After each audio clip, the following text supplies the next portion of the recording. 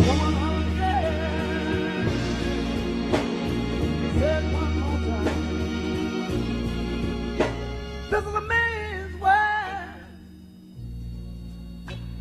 This is a man's world. But it wouldn't be nothing without a woman understand.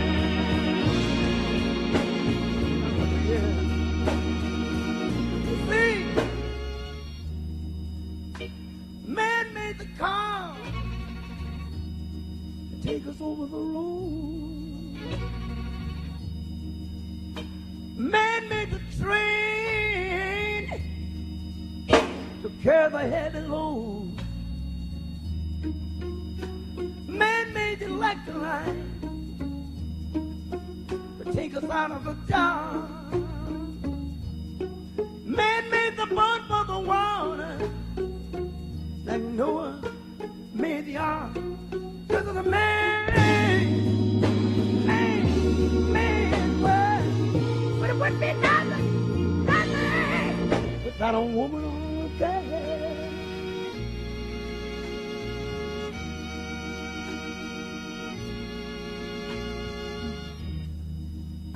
Man thinks about a little bit of baby girl and a baby boy. Man make them happy because man make them toys. But after man make everything he can, do you know that man makes money to buy from other men? This is a man world. Well, I grew up in the 60s. Oh, see, she doesn't even tell us we're on. Again, we're on. Hmm? I don't even know what I was trying to say. Hey, good evening, everyone. I'm Lewis Dix. TDP. And the name of this show is... In a Man's World. Tighten up your belts. You're not a man yet. Let Lewis Dix walk you through it. This is an evening edition of our show. Normally we're on in the morning. But we started at night. But we're starting because I've been working in the daytime, so we're... Nice blazer. So, yes, thank you. This is my look from...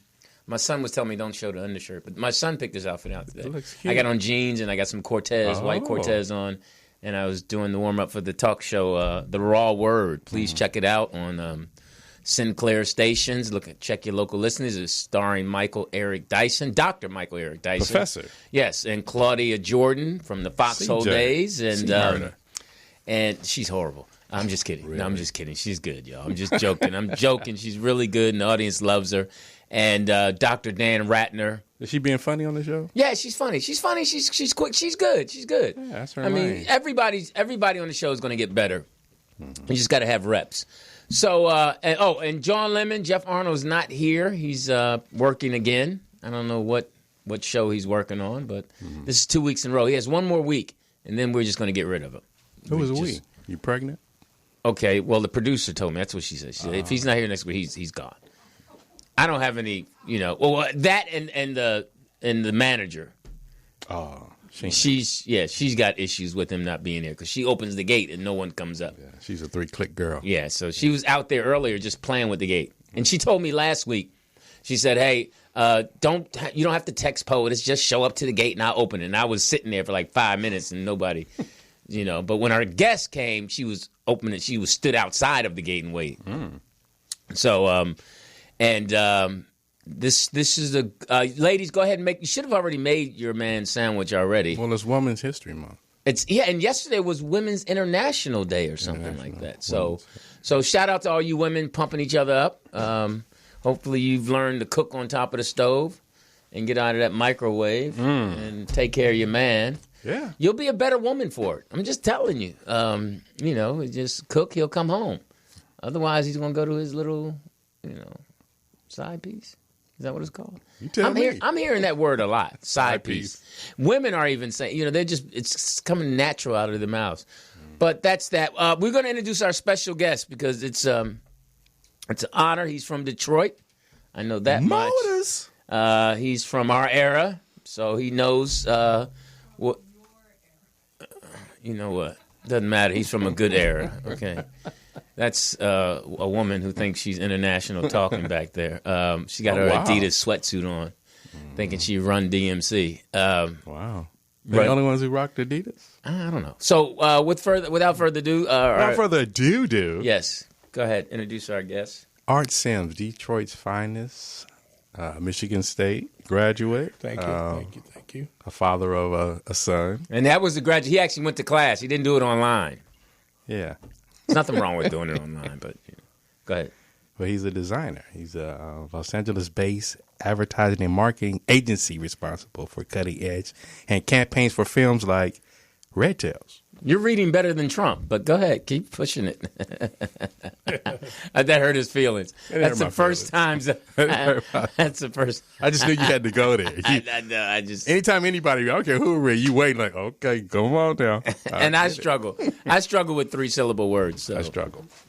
So struggle. The world struggles. But Mr. Sims is here. Art Sims. Please give it a big hand for Art. She doesn't have a button for. She's eating her sandwich. She doesn't have a button for. You got big, strong black hands. Oh yeah. So without a doubt. Hello, Mr. Sims. How are you? I'm good. Thank you. You look good in all black. Thank you for inviting me. Oh no. Hey, we didn't know why you said yes. We invite a bunch of people, but when you said yes, we he has nothing else to do. But then we found out your sister knows POTUS. Yes. So whenever family gets involved. Yeah. He was doing one for his sister. A recommendation. Yeah, his sister probably got him out of some. Is this older or younger sister? But I like to, when you're coming out to speak about what you do, and I can help people by giving the experiences that I have. Mm-hmm. So it's good for me to come here, wherever it may be. I mean, it would have been downtown L.A. or East L.A. It doesn't matter. Well, that's making us feel good. Thank you. No. I mean, I like you guys could have been in the alley. Don't let them pressure you. Don't let them pressure you. No, I'm just messing. You with guys aren't too far from Tavis's office. Yeah, and he touched me there. I'm just kidding.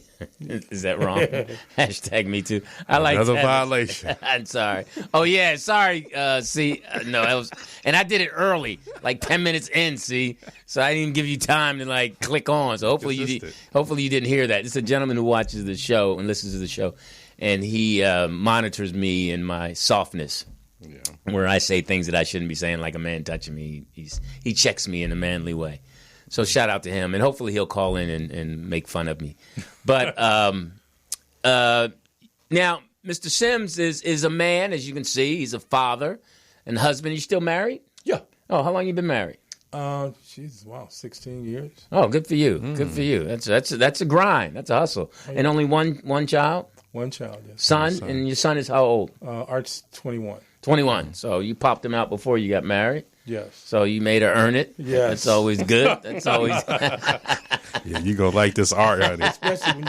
Especially when you starting to, buying whatever you're buying, everything is split down the middle. Now where were you in that? Let's start there. You were dating your wife and you guys got pregnant, or what? No, were you here in LA? Here's the story. Actually, I should make a movie about this, our relationship.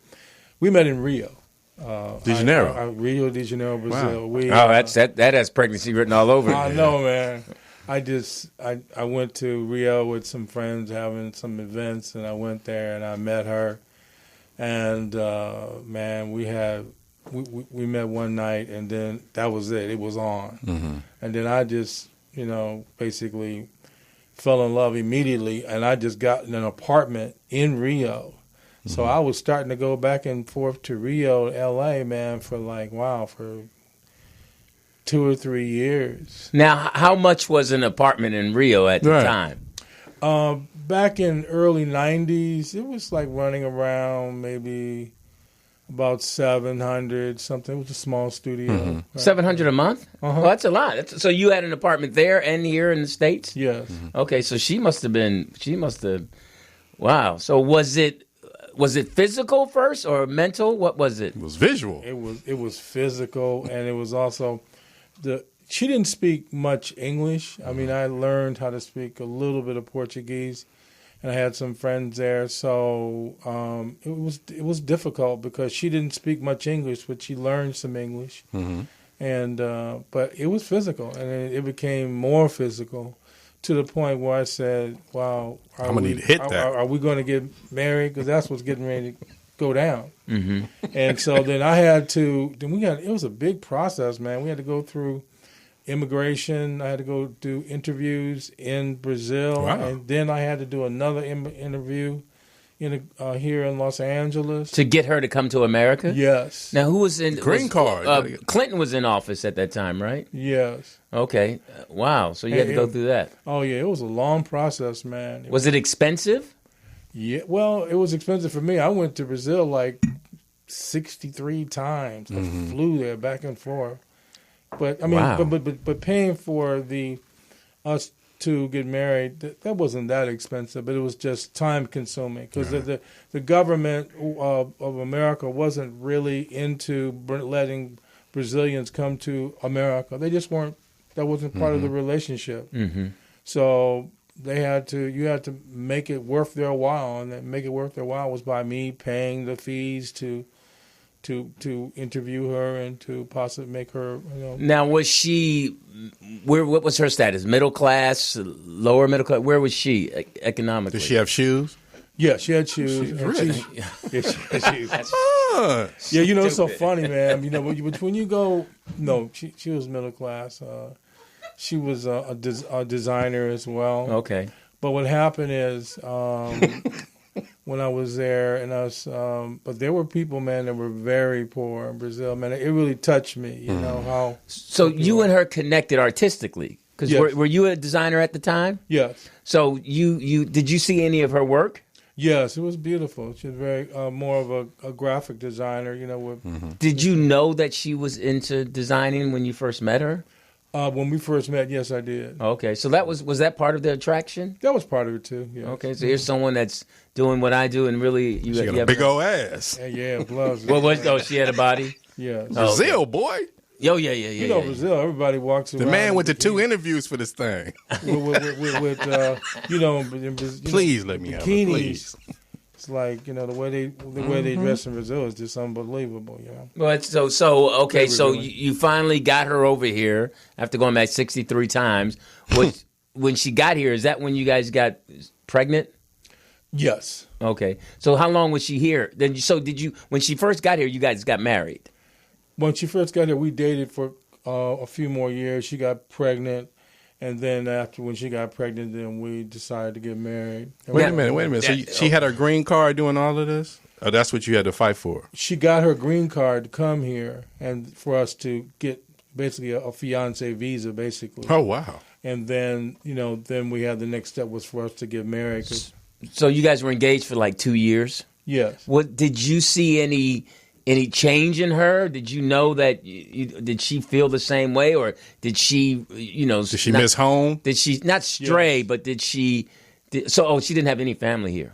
No, her family was based in Brasilia, Brazil. So they're all there, and she communicated with them, by.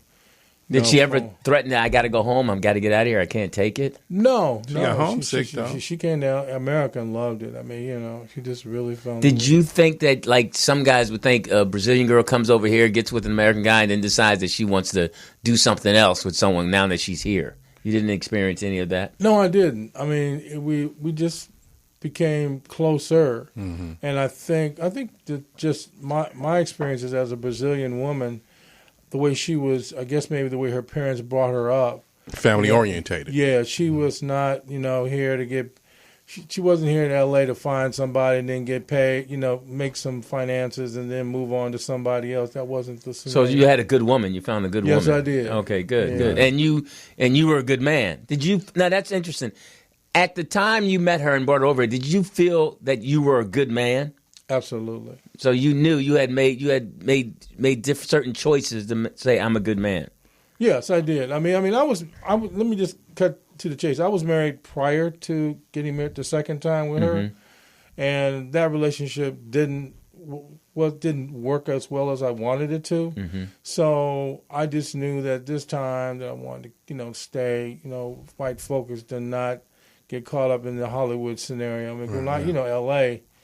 wow, it was just, I was successful in terms of my ad agency, and I was working with Capitol Records. I was working with CBS, and I was doing a lot of work with Stevie Wonder and Quincy and a lot of people. You think that hurt your marriage?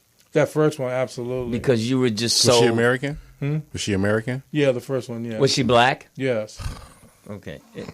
No, I just. What was a somber moment for? No. Well, no, I'm just asking if she was black is because there's a difference. There is a difference. I mean, like, when on my first marriage, she didn't know what she wanted to do. So I said, what do you like to do? Whatever you like to do in your life, that's what you should pursue. Mm-hmm. So she said, well, I like cutting hair. So I said, okay, well, let me put you in, let's put you into a hair salon place. You can learn how to cut it. She learned how to cut hair. And then I had very good friendships with my good friends from Earth, Wind, and Fire. I was good friends with Verdine and Philip Bailey and all those guys and Larry and everything. And so they became her clients. Once she became successful, and then as she met Verdine and those guys, then they introduced her to other celebrities. Like she met, I knew Jackie Jackson. She met Jackie, and then after that, she started. She met Janet Jackson. Don't tell me she did Jermaine's hair.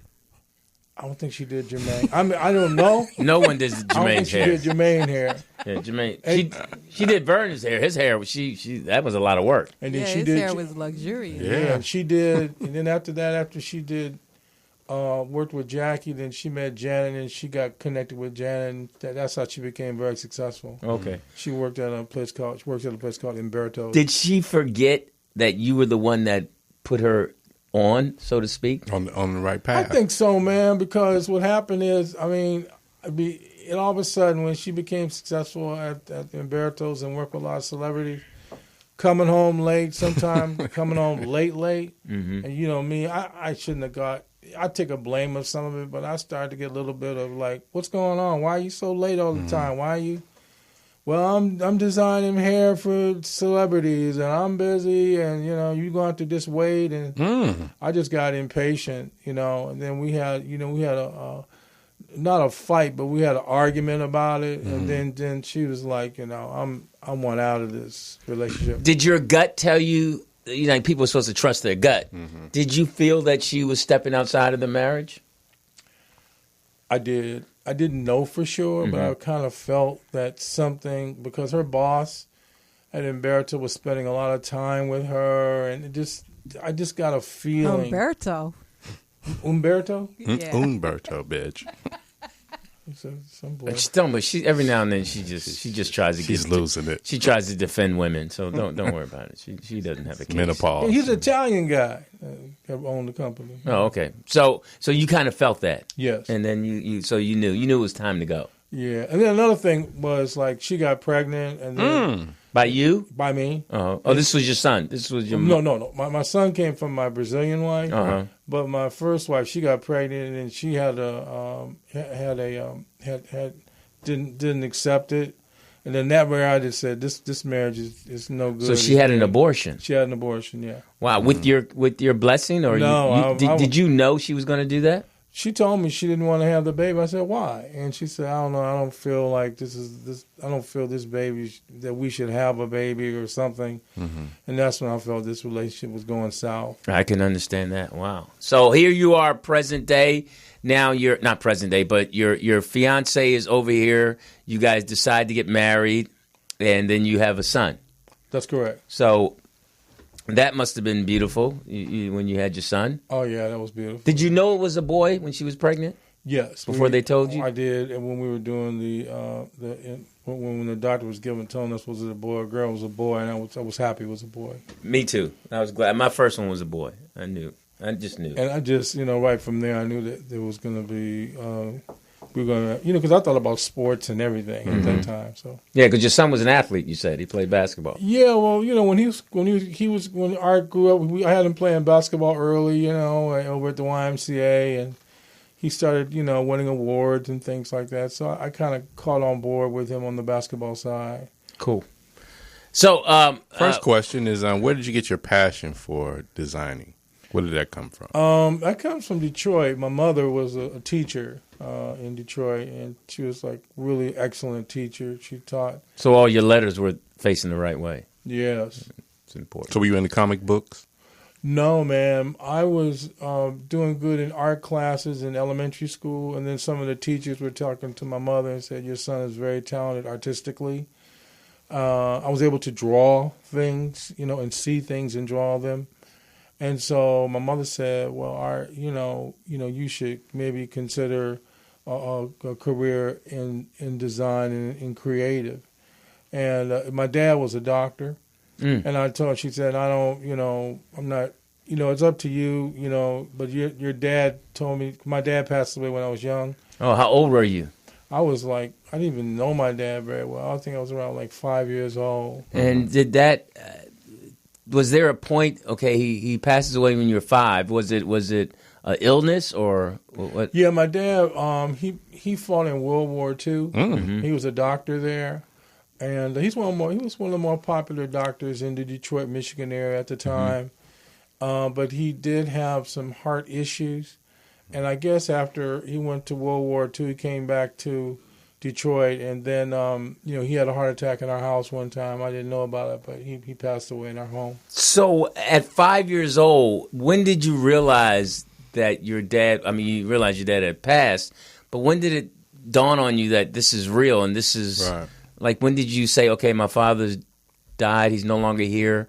When did you become aware of the next step in saying he's never coming back? Because 5 is young. I know, man. My mother, I really didn't grasp hold of it until I was like, 6 and 7. And I understood that she told me that your dad passed away in the house and that I'm your mother, but I'm going to be like a father to you as well. And I'm going to kind of play both sides for you. So my mother was very, very strict. She was not out drinking, or she wanted to be a role model for I had 2 other sisters with me.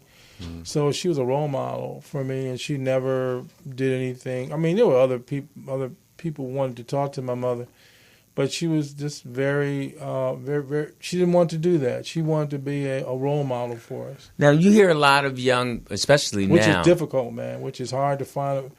Back in those days, back in that day, for a mother to be committed to her children like that was special. Yeah, because without having to play uncle or somebody's fall in. Now, you hear nowadays people saying that, boys just don't have fathers. Was there an uncle or someone that stepped in to give you a male role model? Yes, I had my uncle, Uncle Jimmy. He was a judge in Detroit, and so he basically played kind of a dad position for me. And when my mom had to discipline me, she basically had him do all his spanking came from him. And then there were some other role models. Another gentleman that I met that was a friend of my mother's, and he used to take me over to a place in Indiana called Fox Lake. It was a famous summer place, and I'd go there, and I'd stay on some weekends there, and spend time with him, and I would do things for him like clean up the yard, and, we go water skiing and things like that. So there were a few different people. Those were a couple of people that were really positive to me and, good to me. So okay, that's water skiing. Yeah, that's water skiing. That's when you had you wore a bathing suit, right? I'm just kidding. I'm just really I'm just nasty. I'm nasty like that. But so here you are now, full circle. You decided you're going to be. Now that was a decision to be an artist, because during that time, it was. You look at most artists as soft and girly and not. An athlete, Keep going. No, I'm just saying that most guys, when you see a guy as an artist, you don't see him as someone that got in fights or something. You had to spend a lot of time. Did you spend a lot of time by yourself? Well, no, what happened is after I left the Bagley Elementary School, I ended up going to Cass Tech. And Cass Tech was like an amazing high school. Cass Tech was like going to college. Okay. That's a magnet school. Yeah, it's a magnet school. Yeah. So what happened is there were some very, very talented students, African-American students at Cass Tech. And so I was kept in a very competitive environment to do good work, because there were some, they were good. They were like some amazing, like this guy named Mike Champion. He was an amazing artist. He could draw anything. He kept getting awards. There's a guy that I worked with when I worked on Black Panther. His name was Arvell Jones. He ended up graduating with me, and he ended up drawing a lot of the comic books for Marvel Comics for many years. So I was in a very competitive environment. So I wasn't by myself. I was always, I was in classes for drawing, for design, for fashion. That's the way CAS was set up. And then also, too, a lot of the universities like Parsons out of New York and Otis would come there and give scholarships to two of the best students. And so I just got really good. I started working harder and harder to do great work. Pen and ink, etchings with a blackboard, and you sketch out with a white with a pencil. Painting, and just a lot of things. And so what happened is, when I graduated from CAS, I got a full scholarship to go to Michigan State University. Okay, wow. In 4 years, and they paid for everything.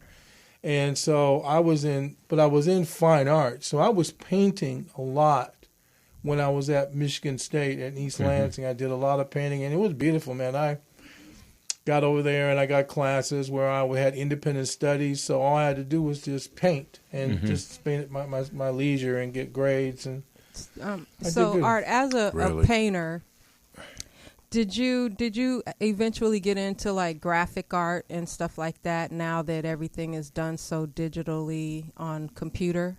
Yeah, what happened is at Michigan State, I spent a lot of time on the fine art, but what happened is one of my professors, Joseph Kujai, I told him I wanted to get into use my talent and maybe get into graphics, and so he made a phone call to Sony Music at the time in New York for me to go there and have an interview. And I met an interview with a wonderful art creative director named Edwin Lee, a Chinese gentleman. Oh, and it's just so funny, man. And he hired me, dude. The same day he saw me, said, I knew he was gonna hire me. It's funny. I went there for the interview. My mother paid me the money to fly into New York. I had 4 meetings. All the 3 failed. The first one with Ed was cool. He said, Ed, call me back before you leave. It was funny, man. It was like one of those days. It was a rainy day, and I was getting ready to catch my plane back to Detroit. And I said, well, thanks, Ed. I really appreciate you taking time to see us. I just want to tell you, Art, I enjoyed meeting you, and I want you to work for me. I want you to start working with me this summer. I said, oh, my God, it was unbelievable. And so I ended up moving to New York because my sister had lived there. So I stayed with her. And then this dude, in the graphics business, you start at the bottom, in production, working with razors and cutting and pasting things up.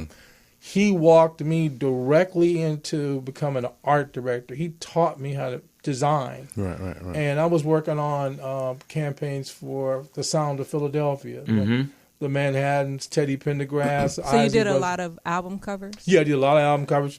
Why do you think what was it that made you feel like he chose you? What was it? I don't know, man. To this day, he's passed away, and he wrote beautiful letters about me and said one day you're going to be one of the top designers in the world. He said that way back in the 70s. He said, you're going to be one of the great ones. I could see it. So what were some of your biggest album projects? I did a lot of work with at Capitol Records. I worked on Peabo Bryson with Lark and Arnold. I worked on a group called SOS Band. I worked on Minnie Riperton. Oh, man. I worked on I worked on another white group called for Fleetwood Mac called Bob Welch. Did you actually do the photo shoot too, or you just did the design? At that time, I was just doing the design, and then as time went on, I started meeting people like Quincy and and meeting people like Norman Whitfield. I did all of Norman Whitfield's work. Oh, okay. For many years for like Rolls Royce and a number of groups he had. And then I had a contract with Clarence Avant, and I did a lot of Clarence Avant work, like SOS Band, a number of groups that he had. Yeah, we know his son. Yeah. I remember he was real little. And they asked me, they said, we want you to teach our son about art and graphics and stuff. Mm-hmm. So I had some class. I came over and taught him a little bit about what I was doing. So I see some Clarence he's an incredible person. Huh? Yeah, everyone loves him. I've yet to hear one bad story about him. Mm-hmm. Maybe we're just not talking to the right people. I see you've done you've went from album covers to doing movies. Yes. Okay, so you've done a lot of Spike Lee stuff. How did that happen? Well, I started. What happened was after I worked, like I said, I worked in New York City at Sony, and then I came out here and worked at Capitol Records for quite some time, and then I left there, and then I ended up working at CBS Television City over there on Beverly and over there, and I just felt it was time for me to start my own business. I just felt that I just wasn't the kind of guy that worked 9 to 5. I just wasn't feeling it. So I had already been setting up my office at the time, and then once my office was ready to go, then I just, told CBS thanks very much, and then I moved on from television to film, and then I met wonderful president of marketing at Warner Brothers Pictures named Joel Wayne. Mm-hmm. And he was a cool cat, man. And he saw my work, and he said, I'm going to give you a chance to work on The Color Purple. Wow. And so I did. I said, now is my chance to really show how great my work can be. And so and what I was trying to do is I was trying to make this ad agency, but I was also trying to make it as this kind of art studio look. I was trying to make my work very special and simple, different. And so when I did The Color Purple, I hired, one of my ideas was to hire that one of the famous African-American artists, Elizabeth Catlett. She passed away, but she was just a beautiful artist. So she did a beautiful drawing of Whoopi Goldberg, and it was so beautiful. We were trying to get to use it, but it didn't get used, but Spielberg bought it, and he gave it to Kathleen Kennedy, one of his producers. Catherine's now, she's the president of Lucasfilms. And so, but to make a long story short, so after I did The Color Purple, and I said, wow, this is incredible. He said, you did a great job, Art. I would love it. And so that's when Spike came out with She's Gotta Have It. So I said, I was a hustler, man. I'm trying to make work happen. So I'm getting on the phone. I call his office, tried to get to him. So I met Laretha Jones, and Laretha was one of his producers. Laretha made a call to Spike and said, look, there's this brother here that's like kicking ass on creative advertising, and you should look at his work. So I went over, and Spike called me, and then I ended up going over to the Chateau Marmont, which was his hangout at the time. Sunset. Yep, on Sunset. And so I met Spike there, and then Spike said, man, you got to work for me. I love your work. We're on. Let's get started. And so then I started working on a movie called School Days, and for Columbia Pictures. And so it was so funny, man. We were like working on School Days because I remember I was doing all these little mock-ups of what they call color comps to show you what the movie poster is going to look like.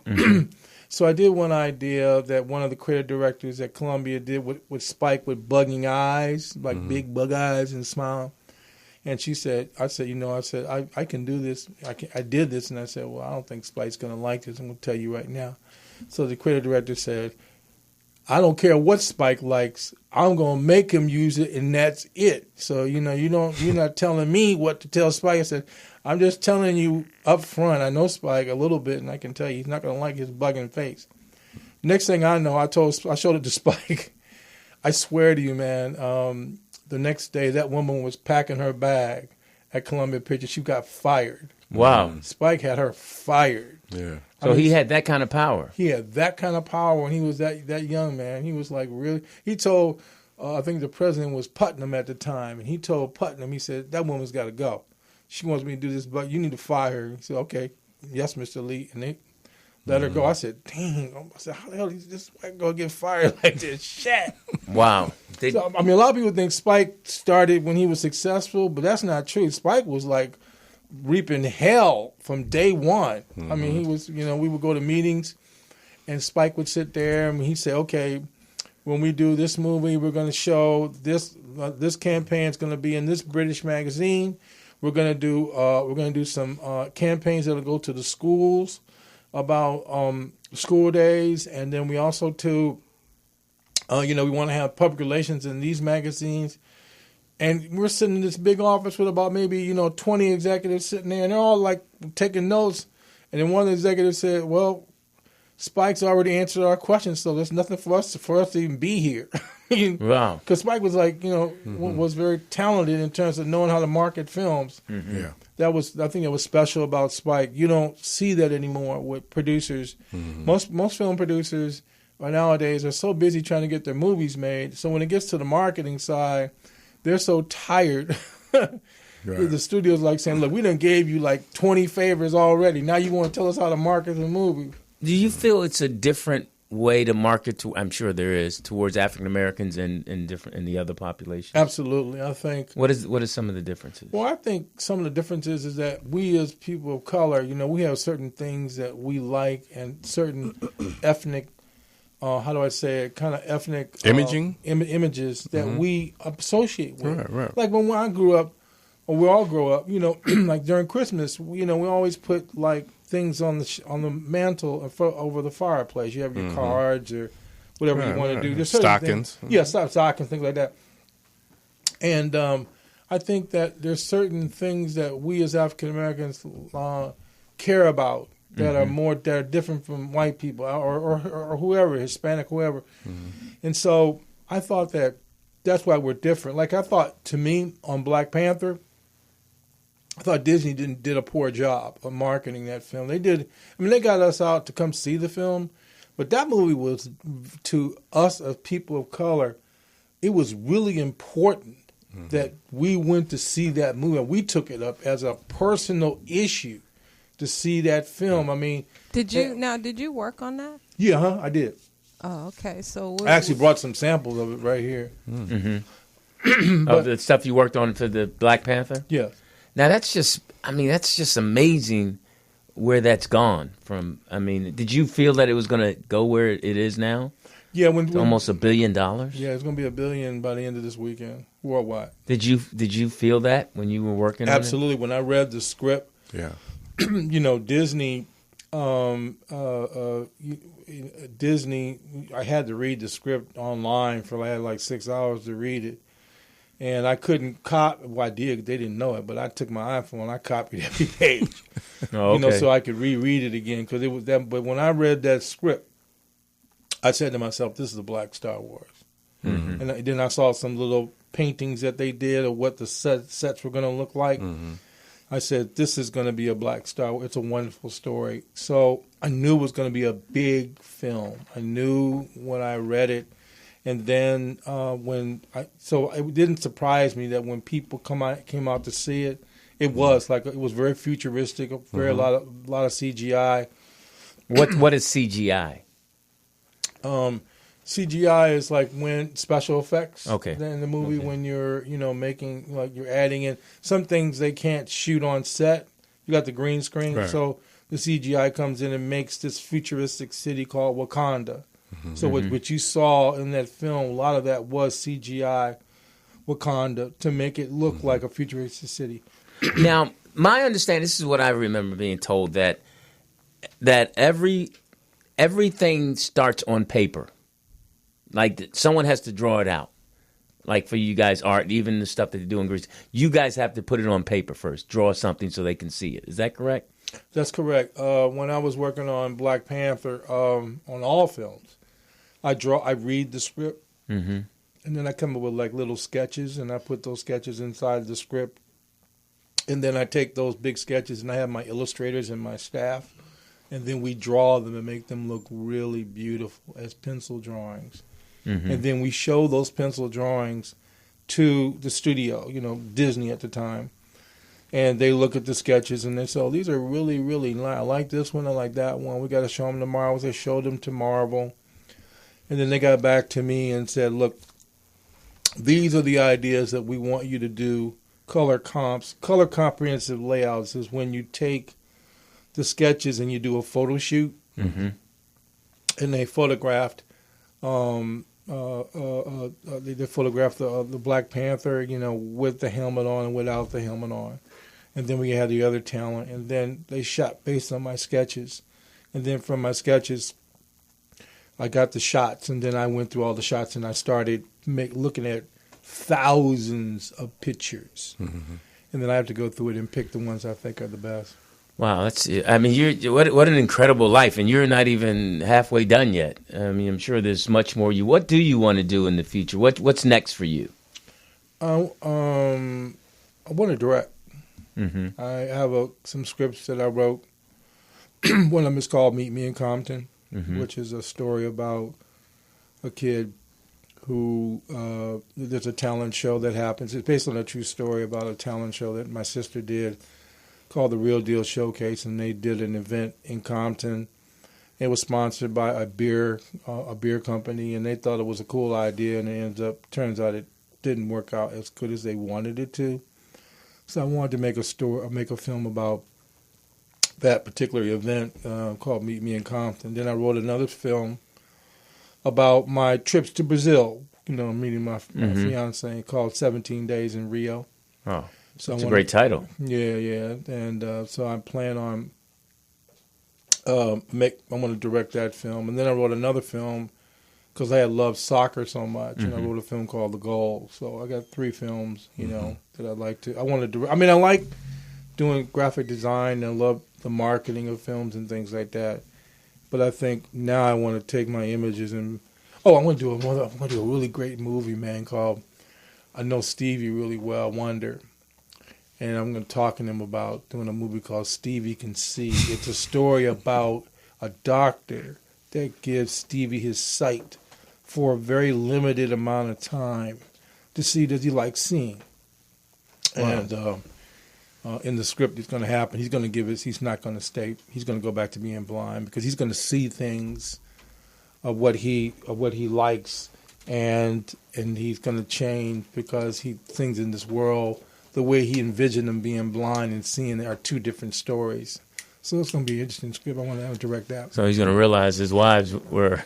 I think it'd be better if you put him in 17 Days in Brazil. Exactly.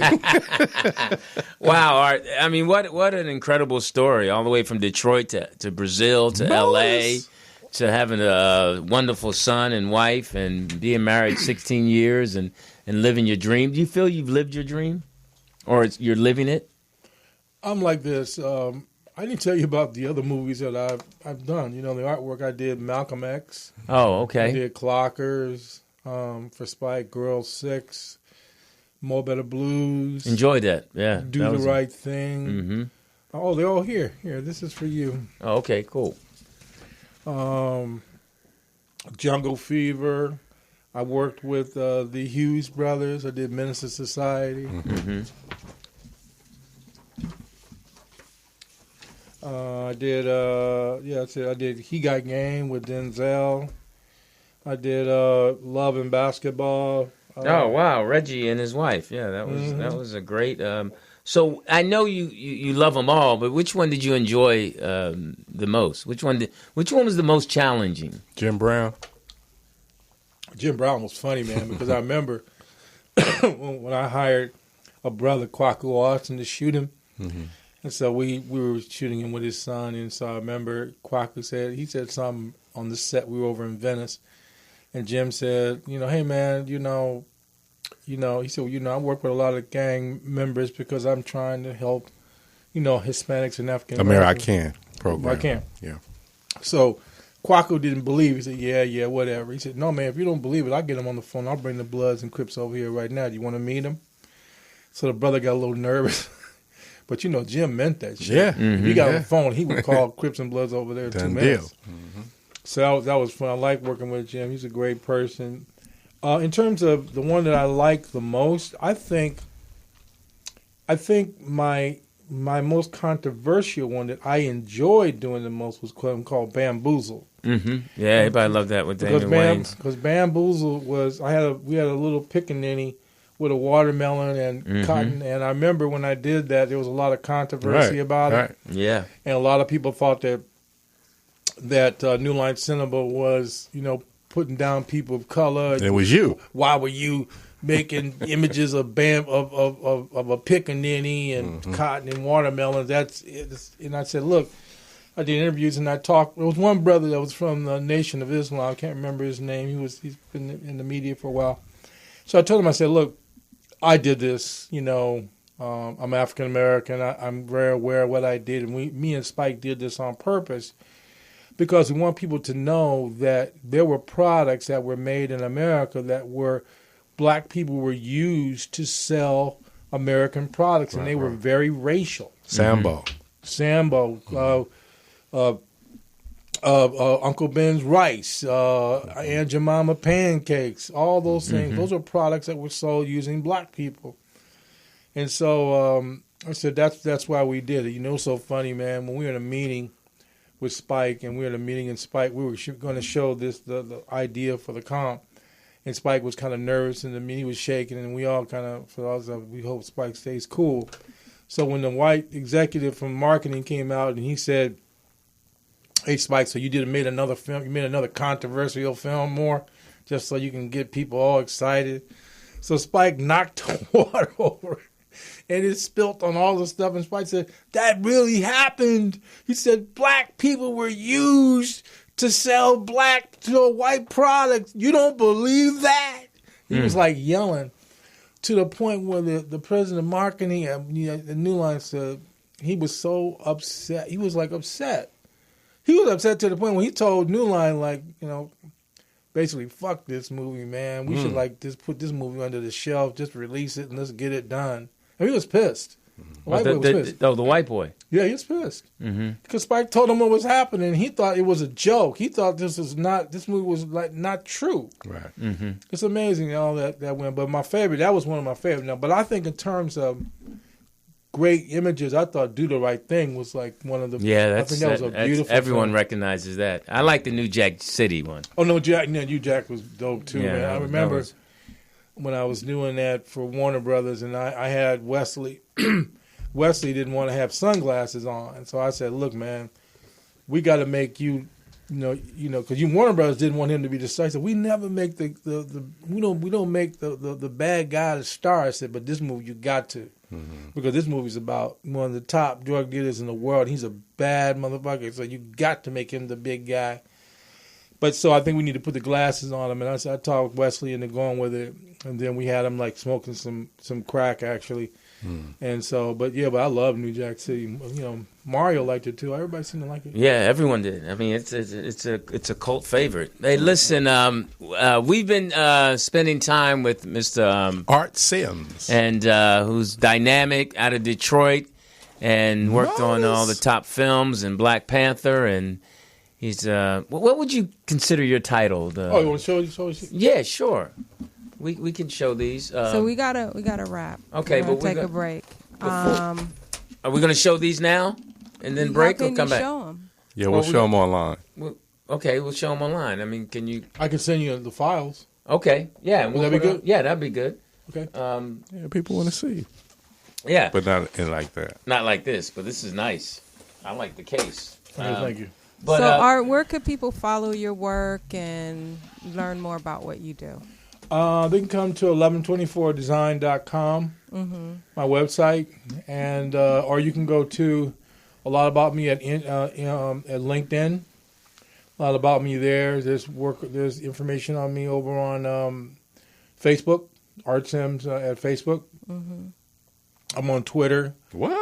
And where else am I at? And I spend a little bit of time over on Instagram. Okay. Cool. Shout out to your sister, who's a longtime friend of mine. Okay, I will. And we thank you, Art, for coming through, man. Appreciate it. Thank you, man. So you want me to get y'all some posters? Yes, yeah. I want you to give me a Brazilian. How you do that?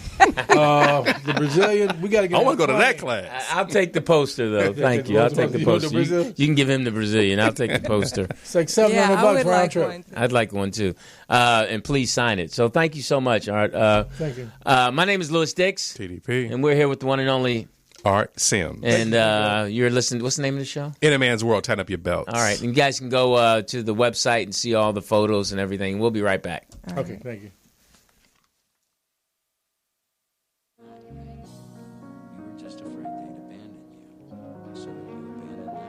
Have you been looking for something delicious and amazing to eat? Brooklyn Deli and Mini Market has just what you need to fill that appetite. Come on in. Try our signature hot and cold sandwiches made with Boar's Head quality meats, as well as our salads, smoothies, and special vegan items. Brooklyn Deli and Mini Market also offers premium catering for any event. Give us a call at 347-981-8408. We're a family-owned business located in the heart of Leimert Park Community, 4308 Crenshaw Boulevard in Los Angeles. Follow us on Instagram, Facebook, and Twitter at Brooklyn Deli 14. And look us up on Yelp. See why we're rated 5 stars. Brooklyn Deli and Mini Market, where quality food meets excellent service.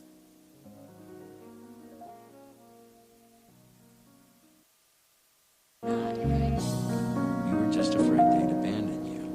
So you abandoned them. You distanced yourself from the whole thing.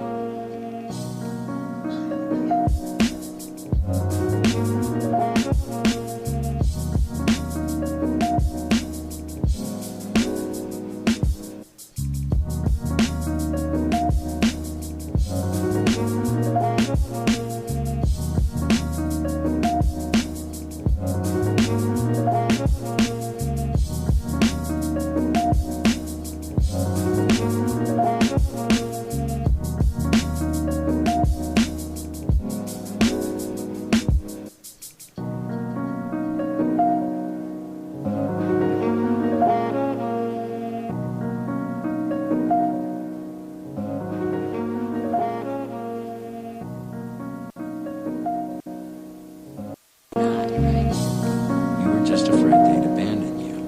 So you abandoned them. You distanced yourself from the whole thing.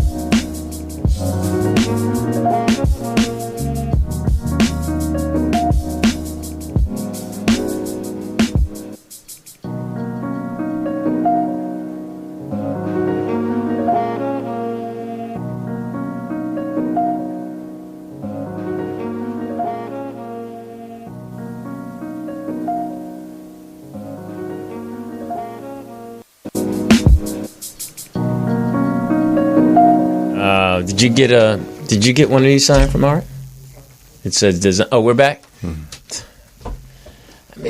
Listen, I'm wearing the blazer so you can tell me we're back. Can't you see? From the Tevin Campbell collection. Somebody said it was from the Howard Cosell collection. Howard Cosell in the chat room. Look at that monkey go! Hey man, this is oh, now yours looks nice. I was going to change too, and put my tight shirt on so I can see my muscles. No, hilarious. I'm Lewis Dix. TDP. And what's the name of the show? In a Man's World. Tighten up your belts. We just had a great time spending some time with Art Sims. He was better off air. Yeah, he was. He was a little, that Brazilian woman didn't wore him out. He seemed tired. But no, he's an artist. Artists are like that. Artists are, cerebral. There's, if we had him draw his interview, it'd been off the chain. It'd been perfect. But his artwork is incredible. I mean, it's nothing like finding your passion. Right. And for those people out there, especially as a man, and hello to all these people in the chat room. You guys are funny cracking on my jacket. It's like talking about it looks like the Howard Cosell collection. That's pretty funny. Hope all of you are doing well. And shout out to our boy John Lemon, who's not here. And I actually miss him. I miss him. I miss his banter. So I hope important. he has a place. Well, I saw a couple comments on the YouTube page, and they were like, "This show's nothing without Jeff Arnold." Well, he'd love to hear that, and it is. It's amazing how they hated Jeff in the beginning. Now they can't live with that. Right, and it's true. He brings a certain dullness. Je ne sais quoi. Yeah, he brings a certain. He makes us look really good when he's here. Because, he's committed. He's definitely committed. He's so we miss you, Jeff. Hope you're getting everything you need to get. It's 9:57 on Friday, March 9th. Biggie, rest in power. Yeah, today was the anniversary of his death. I won't call it anniversary. He was. Or this was the date that he died, right? March 9th. Yeah. I was at that place. The Peterson Museum. Were you there? Yeah, I was there. Yeah, I left, and then shortly after that, my muse and I were there. We were there, and have you been watching that FX series on it? No. Yeah. The first time I met Big E was at the Clippers game. That's when the Clippers was playing at the sports arena. Mm-hmm. And Clippers were playing Philadelphia. Derek Coleman was on Philadelphia at the time, power forward from Syracuse. And we were sitting on the same row as him, my boy, AJ, rest in power. We was on the same row because he used to get Mark Jackson's tickets, and we used to go to the Clipper game. So Biggie had stood up, and he was like, go get him, DC, go get him, DC. And DC looked up, and so he started playing great that game, and Biggie was there. So, but it was still that tension in the arena because when we go to the backstage, he was back there with his boys. And my boy like, man, I'm going to see that. I said, man, that nigga is cold. He got lyrics. You know what I mean? You like, when you're a fan of somebody, you just like, because it was tension in the city, So I just went over there. I was like, I said, man, I appreciate your rap. He was like, thanks, Duke. You know what I mean? So it was love for him, but it was just so much pressure about the East Coast, West Coast. Now, Jeff opened up for him once. I went to see Jeff open up for him in Lamert Park. Mm-hmm. In Lamert Park? Yes. This was right when Biggie was just coming out. He was in the city. I think, you know what? Sheena might have done that event. And Jeff opened up for him. Jeff was horrible, but he opened up for him. Just kidding. He was really good. That's when the sports arena was on Figueroa and King. I mean, that's in the hood. You know Jeff what I mean? he was killing him. He was killing it. Jeff I remember I seen him the first time I saw Biggie was at the New Music Seminar in New York many years ago, and he did Party and Bullshit. Mm-hmm. And in his routine, an actual fight breaks out on stage, but it looks so real. Mm-hmm. So a lot of people really thought when he did that song that they were really fighting on stage. I enjoyed the movie. The girl who played Little Kim, that scene in that movie with her on top of him. Oh, my God. You loved it. She had the best thing that I've ever seen in my... And then I got to meet her once. I was just... It's only certain things that have gotten me weak, and that was one scene that got me weak. Or is... And shout out, not a shout out, but to the whoever did the thing with me with the blonde hair, talking about Lou Dix's Moist. Oh, Lou's Moist moment. Yes, that was... I didn't see that. Yeah, little punks. Who was that, Aaron? Really? Oh, Lord. Somebody's coffee. Caller. Hi. Hey, Lucky. Hey, Fortunata. What's up, Lucky? How you doing? Hey, honey bunny. I'm doing a lot better. Good. Glad to hear that. Yeah, I'm doing good. I wanted to call in and say hi to you guys. Oh, good. That's nice of you. Good. Yeah. Good. For what? I'm just playing. So how was your day today, Lucky? It's good. Mm-hmm. It's getting better every day. Good. Yeah. Good. You now. You are you taking your medicine? Yeah, I'm doing whatever I need to do. I ain't smoking, Good. And you stopped drinking? I'm just kidding. and I don't drink. No, I'm just kidding with you. But you sound I good. thought smoking was the medicine. Yeah. Well, good. I'm glad you stopped smoking because we need you here. So, was it good seeing your baby? Yes. Mm-hmm. Thank you guys for holding down the fort. No, we just didn't show up. Yeah. We didn't know that before. We just didn't show up. She just told us I got to go. When she said she got to go, she had to go to the Yay area. Mm-hmm. Well, good. I'm good. I'm glad you're doing good. I'm glad you called in. And we'll send you a poster from Art SIMS. Okay, cool. All right, Mama. Love you. All right, Mama. I'll call you tomorrow. Okay, bye. Bye. Isn't that nice when your mom Lucky. keeps calling you?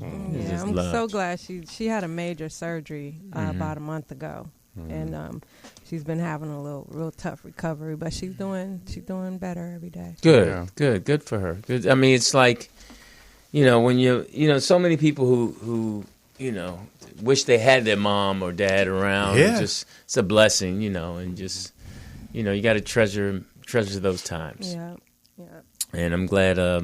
How's your dad? He's doing fine too. He was here this week. What? Well, good. Mr. Apple Juice. You've been around more. Apple juice in your back pocket. You stupid. So, you heard your girl is running for Congress? Stacey Dash. Yes. What Yes. do you think of that? How Lou? unnecessary. I don't.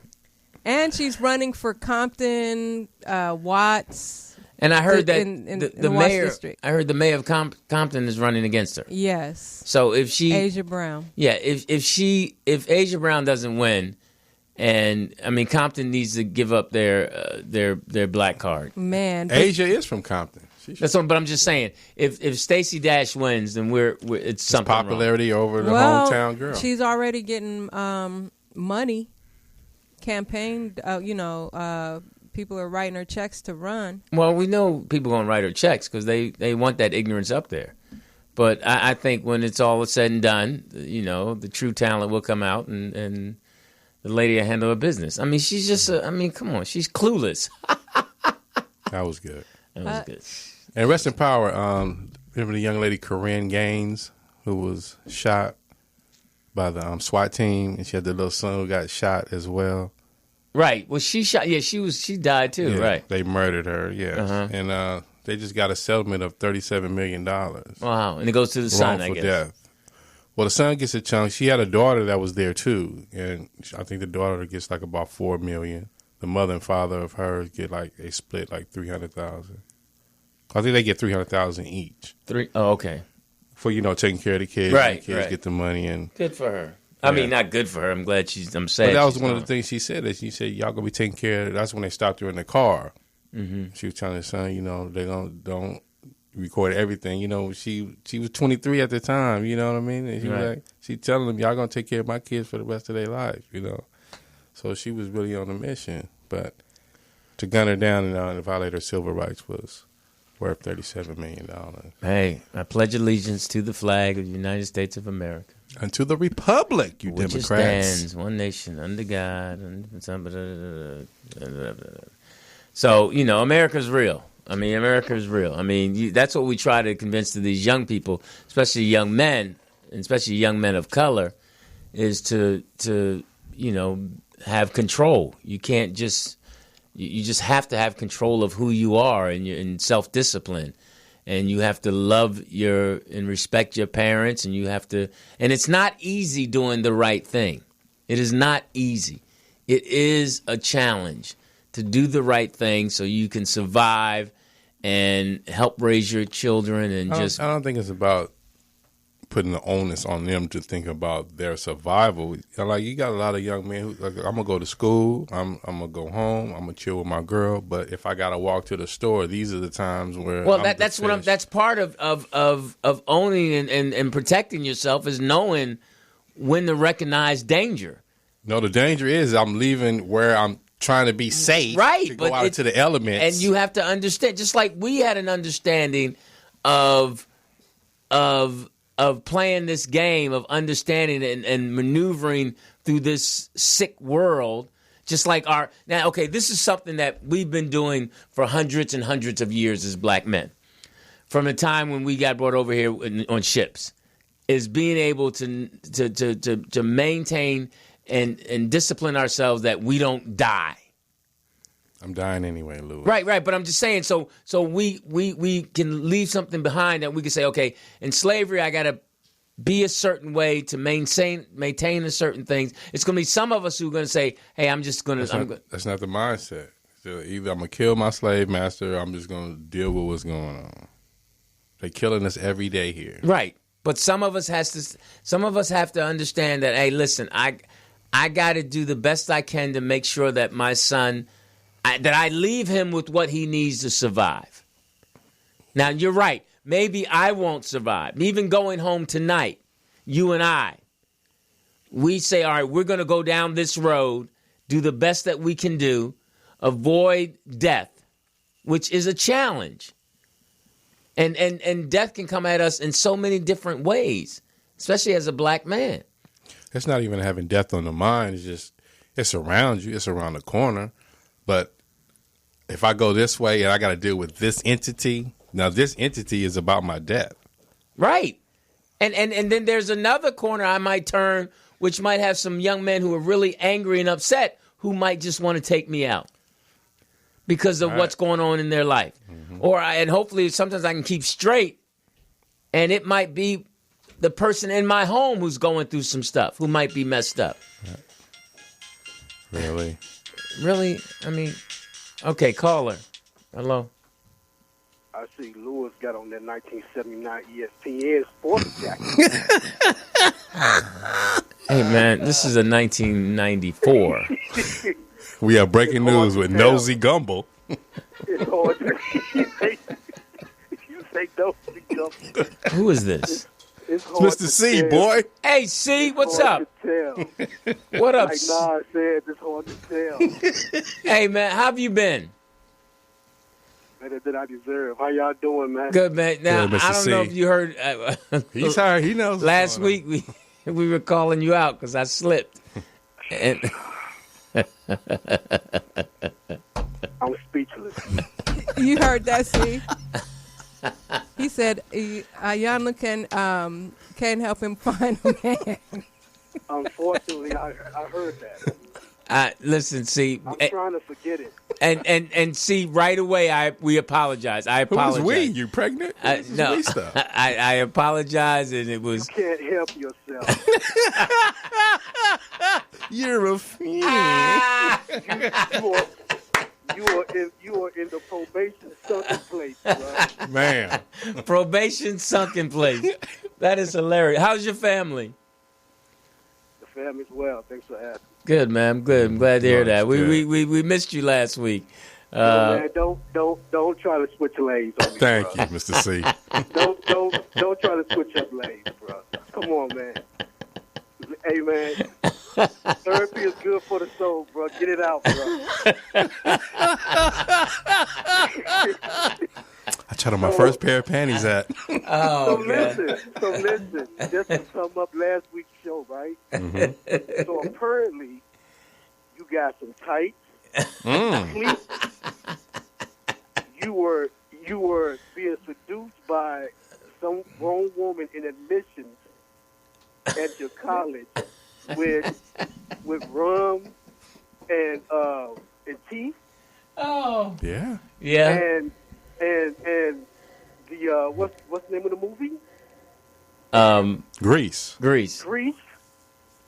And now you're saying, now fast forward, Ilyana Van Zant can't tell you how to get from ahead. All the clues are there. You can't. There's nowhere in hell you can get that genie back in the bottle.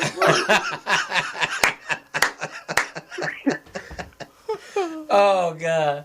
All right, hey, bruh. hey, bruh. I heard it all after that, man. It's a done deal after that one, man. Yeah. Oh my God. I mean, you said that with confidence, bruh. Confidence. Ain't a woman in the world can tell me how to get a man. Oh man. Hey. I'm like, okay, man. Okay. Oh, let me see that. Put that back up. I was. Get it, bro. Oh wow, he is so cute. I was just hoping. I was hoping. One side of me was hoping C didn't hear it. Wait a minute, you had a spider tattoo with a halo on it. Hey, man. Yeah, I heard it, man. Like I said, unfortunately, I cannot unhear it. Yeah, right. Strike that from the record. Nah, we heard that. He said I can't unhear it. Right. Hilarious, man. Wow. Hilarious. So did you see Black Panther? Yes. And what did you think? See. It's a good fantasy. It's a good movie. Mm-hmm. It's a good movie. You know, we liked it. Right. I'm with you. I feel the same way. I feel the same way you do. It was a good movie. I mean, I'm not. The real world is I got a business to run. I got a family to take care of. Black folks are still at the bottom rungs of the social ladder. So there are a lot of things we still have to do for ourselves. And there it is. But Black Panther, I'm not gonna diss it. It's a good movie though. Yes, I like it. Good. I mean, I thought the game night was good too because I went and saw like 3 or 4 movies. Death Wish was okay. Mm-hmm. And I haven't seen them. Well, that's a remake, right? Yeah, it's a remake. Yeah. It was. I mean, I like Bruce Willis. He's cool. It was okay. It was okay. Yippee-ki-yay. It was okay. Lou, did you see Get Out? Yeah, I saw Get Out. So congratulations to... Yeah, the Oscars. Did you watch the Oscars? I watched part of it. Unfortunately, I'm sorry. Lewis can't get out. I'm sorry. He can't get out, but he came out. Yeah, he can't get out. I mean, came out. Hey man, that Ilyana Van Zandt comment, man, that's for the ages, man. That's classic. Man. Now, Mr. C, what's this, Mr. C? Where were you at when you heard that? Where were you? I was actually working out because on Saturdays I go to the gym and want to get my workout in. Mm-hmm. So I had played. So I listened to you guys actually. And again, I'm not joking, man. When I first called in, a month ago, I used this as, it's like my therapy, to be honest with you. Nice. So yes, I was listening to the playback while I was on, on the bike or whatever, and I had to stop and get off the bike. Did this nigga just say? All right, but I was like, that just gave me less motivation. I just stopped my workout and left. Got off the bike, left, put my stuff up, changed my clothes, and that's it. No, but wait a minute. Did you sit in the car and cry? No. I'm trying to unhear it, bro. I did catch myself, and I apologize to you straight up. You didn't catch yourself too soon. You in there for it's. Yeah. The saga continues, man. You in there now. You are a saga. You in there now, bro. You say you trying to catch yourself. It's too late, man. I know, because as soon as I was like, man, she's going to catch me, man, I'm like... So he's in the gay club and he's on the dance floor? Huh? He's in the gay club and on the dance floor? Hey, man. Everybody needs a board to straighten them out, and the C is that man. So I'm not mad at him. I'm not mad at him. For the record, man, my government name is Carlton McGee. And I know y'all gonna get y'all laughs in from Carlton from the Fresh Prince and all that jazz. Nah. For the record, it's Carlton McGee. Carlton McGee. Now, what month is your birthday? I don't know how to answer that question. No, I'm just... It's a trick question. No. I mean, I'm a Taurus. I'm May. That's a trick question, man. No. I'm not trying to go down a rabbit hole, bro. I'm I'm trying to stay above the fray. What do you keep by your nightlight? Because, you know, I answered one question. I know there's a series of other questions that's going to come. And I think out the phone will feel like I've been violated. Yeah. So, you know. So, you know, maybe, you know. Yeah, I'm good, bro. Yeah. Mr. C, please the fifth. All right, fair enough. Hey, man. No doubt, man. No doubt, man. As always, much respect, man. Thanks for listening and respect to your family, man, the kids and the wife. And keep representing. We really have much respect. C. McGee. Thank you, man. Hey, St. Louis. I appreciate you guys, man. All right, man. Peace. All right. That. Yeah. He kills me. He kills me. He's like one of the cats that you grew up with, you know. Like he said, as soon as he got off, I'm going to keep going. But he's like one of my boys I grew up with. He's just the truth. Yeah. He's the truth. Yeah. He's the truth. Mess up the man's workout. Yeah, he's the truth. I mean, I look forward to his call, even though he lashes me. I don't even know if that's okay to say. Well, you like it. Okay. I don't even know if that's but I mean, I'm sure. Here's one thing I can say. I believe that his family feels safe and they're happy with a man like him leading his family. Sure of that? I'm pretty sure. I would be surprised if it went any other way, because he's had it 24 years. So that's an example. Yeah. So they would have jumped ship a long time ago. And if we could have more men like him leading their families, we'd be in a better place as African American men, black men. You know, so hopefully whoever's listening and trying to decide, you know, which way to go, they'll go C's route. You know, how do you get there? Route. How do you get there? A lot of hard work and focus. You know, I mean, and selflessness. That's one of the most important ingredients of being a good man is selflessness, because you have to understand what's important, and there's a lot of sacrificing that goes with being a good husband and a good father.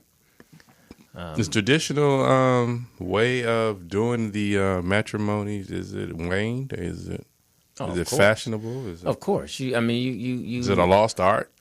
No, it's not a lost art. It's just something that's being challenged, and it's and just like everything, it's evolving. You have to change. You have to adapt. You have to find different ways to accomplish it. I mean, certain challenges are, the challenges are different now. You have, some women who aren't happy with themselves, and you have to understand that when trying to lead them. And the children have different influences, and you have to say, okay, this is my way. And if 10 people come to you saying you should do it another way, you got to believe, no, this is the right way for me and my family. Mm-hmm. And that's why you have to have good friends around you to say, hey, man, I got your back. And also be around and deal with a lot of like-minded men where you can see examples. Like for us, I mean, Carlton is an example of consistency. Mm-hmm. And sometimes you might get some of the other men who are listening might get a little weak or fragile. Hopefully they can laugh and get some strength, listening to Carlton. Like you say, getting strength. When you at that point where I'm out of here, I'm not dealing with this no more, where is the strength to overturn that verdict? Well, when you're sitting in the car by yourself thinking about it and thinking about bailing out, you might just take a deep breath and think about somebody that you have respect for. And say, okay, I think I can do it. We need those examples around us and to see them, and that's what allowed, when we were growing up, a lot of men, and we watched our fathers, our uncles, our brothers, our friends, our friends' uncles, our friends' brothers overcome certain things, and we as men say, okay, I'm going to apply that to myself, or I'm not going to apply that. I'm not going to be like that. I don't want to hurt somebody like that. We saw a lot of negative stuff where we saw maybe someone putting hands on a woman and you said, I don't want to be that, because you as a young kid, a 12-year-old, you saw the pain. You saw her crying with your auntie and them, and you were in the other room listening to them cry, saying, why did he do this to me? Why would he do this to our family? Mm-hmm. And then you actually have some, you self-evaluated and said, well, if I ever get to that point. I don't want to hear that in my home. I'm going to make a different choice. Walk down that lane. Yeah. So when we see, hopefully that's what this show brings. When we see someone like, Carlton calling and jamming me up and telling me I'm on a list and cracking and us laughing about it and talking to Art Sims and his journey, the Brazilian one. Because, that was the first time, well, not the first time, but one of the times where you heard a man talking about a Brazilian experience in the upper way, on the upper side, where he met her, he fell in love with her, he got an apartment, he brought her over here, he married her, they're still together, as opposed to, I gave her $15 and I got some. Right. I went down to Brazil and got a quickie and all that. So that was a different, how many times have we heard, even little guy Black would go to down there and get some. You like, oh, how he do it? But we heard a man do it, say, hey, he fell in love, he got with her, brought her home. He did it the right way. Right. Mm-hmm. And did it the right way. And that's an example. And someone might be sitting there thinking about that and following their dream. So is that the case of, like, in a young man's position, not following a dream or not going Well, he might after not even realize it's a dream. It just might be something that might be an obstacle in his way. Sometimes you look at things and you say, is that an obstacle? Is that something that's teaching me something? Is that something am I learning this at every situation is a lesson. Right, but you might not understand it yet. You have to reflect on it. Reflection is important. Right. And when you're young, you're just going forward, man. And once you reach a certain age, you're letting it just, marinate in your brain. And when you get another age, you're like, wow, you start looking back and start thinking about your mistakes and saying, what can I do better? And it's kind of like when you get older, you have a New Year's resolution more than every once a year. You start having them like every month or 2 months and saying, well, I'm going to correct that. I'm going to do that. Mm-hmm. And you self-evolve. You get better. And then that's what women have a capacity to do that. I don't think they sustain it as much, but they do it more often. What do you mean? Where they help each other out. They'll talk to each other. They'll say, pick yourself up, girlfriend. They go out and have some mimosas. They help her get through something. But then I think they abandon ship. They go about their way. Because, where a man, you don't do it as often. But when you do it, it kind of sticks more. Grits. Yeah. So it's kind of, it sticks to your guts more. Where do you get your facts? Hey, listen. Can I put ahead. A question out there? Sure. Okay, so with this whole Me Too thing, do you kind of think there's a double standard? Because Terry Crews had his case thrown out today. Because you remember, I think it was last year, he claimed that the guy touched him. That the agent touched him, groped him in his crotch in front of his wife. Well, the L.A. District Attorney Office declined to prosecute the agent, claiming that given that the suspect did not make contact with the victim's skin when he grabbed the victim's genitals and there is no restraint involved, a felony filing is declined. Yeah, so what? You gotta have some skin. Yeah, or you gotta have silk. He had to dig down in his pants and grab his shit. He already had on double knit or cashmere, so it didn't go through. Of course there's a double standard. You just heard it. You just put it out there. I think that's... Well, because, let's be honest. It's not true, but women are seen as the weaker sex. Men have been dominating and exploiting them for years.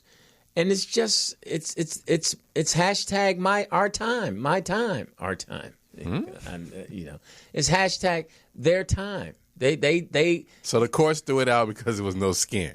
Yeah. Because he didn't, I guess. That's crazy. It's kind of like, let's be honest. So if he did it, he did it twice. It's payback time. He did it twice. So both times in him groping the man, he didn't touch no skin. No. So evidently he should have just took his stuff out first. Then he tried to bring it down to, I guess, a misdemeanor. And it was rejected, they said, because of the statute of limitations. Didn't this happen in 2016? Hey, man. You got 6 months. But there is someone out there trying to change the law to where there's no statute of limitation for sexual abuse. Yeah, I don't know. For them to just throw it out like that, I do think that's sort of a... Now, a statute of limitations are all these other women who came out 20 and 30 years in the past. There was no statute of limitations. It's only the statute on the guys. I think, what is the statute of limitations, like a year?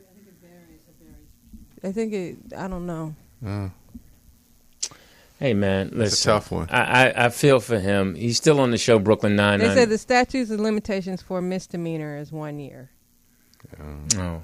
Well, I mean, I hope he, he's a good man. He has a good family, and, he'll, I mean, what do you do? I mean, Well, he might as well had, punched dude in the face. But then, like Code 3 says, you're a victim one day, you're suspect the next. I mean, it's hard. It's just, I mean, this world is really just tripping hard. It's just going in all kinds of directions where you like, I mean, come on. I mean, Claudia Jordan's on the show. Just kidding. I just love messing with her. Did she clown your suit today? I know she did. No, she's focused. She's a nice, and that's what I'm learning, spending more time. She's a nice girl. She's a nice girl. She's just Claudia. Mm-hmm. She's a nice girl. She just doesn't have a leader in her life. She doesn't have a good man. You women need a good man to help lead you. It is Women's Month. I mean, that's just the bottom line. When someone has someone there who loves them and cares for them and lifts them up, they're better people. And loneliness is tough, man. It's tough having any kind of success and then just going home to by yourself. I mean, women try to act like... So it's not that way for men either? Yeah. Yeah, it is. And that's both sides. Because I'm sure you went home many a nights after work by yourself or sat in your car and cried as you suffered. No, I cry on my chase. I don't cry. Oh, Lord. No, and you know all what? Kind of you know what's what? going on. No, you know what? You're absolutely no, you're absolutely right. There were times, and there have been times when I sat in my car and yelled at God and said what's going on. Why am I happy? Why am I not happy? Why is this happening to me? Do my kids really love me? Am I doing the right thing? Am I a good father? Is my career really still stuck in the 90s? What's going on? Am I the best at warm up? Where is my star? All those things. And then it comes back to I'm still Lewis Dix and I'm okay. And you have to dig deep sometimes and find out that you are who you are and it's okay. As long as you realize that you're still going forward. You can be stuck, and that's tough. Or you can be going back and revisiting all that pain and all that stuff that's unnecessary and beating yourself up. Or you can keep taking steps forward and saying, I'm still... Because that was the most important thing to me was... That blazer got you open, huh? Wow. That was hilarious. That was cold. Confessions of a Moist Man. But I think there's a lot of people who are trying to figure hilarious. Take that down. He is so cute. There's a lot of people who that tattoo. The hand is killing me. No, the tattoo. The tattoo is killing me. The hand is because that's I don't know whose neck that is. I don't know. The eyes are wearing me out. Stop that. Turn that off. He needs an earring. And then I think that neck is yours. I see the razor. No, that neck is not mine. That neck is not mine. That neck, because I don't have a tattoo. That neck is not mine. That neck is not mine. What does a spider with the halo mean? See, a spider has 8 legs, all right? He's a black widow. But I'm cute. But I just hope, whatever you're trying to find, you just keep digging deep and going forward. Why we got to dig? Why we can't climb? Because the reason you dig is to clean out all that mess, so you don't have to go back to clean out the basement. Yeah, so you can definitely, as you clean up, you'll still be going forward because you realize you look back, there's nothing there, and you just go forward. So it's just, And I hope everyone happiness is no joke. It's a struggle. Somebody called you Lou Paul. Lou Paul. You know, that little chat room is starting to get funny. They are funny. Just like you. Little chat room. Shout out to the chat room. Lu Wang Fu. People are just silly. But yeah, we and Willy Wonka's in the chat room. Tell Willy Wonka we said what's up, sweet Willy Wonka. Hope everything's okay with his family, and he's on that road being careful. He's in the ATL, right?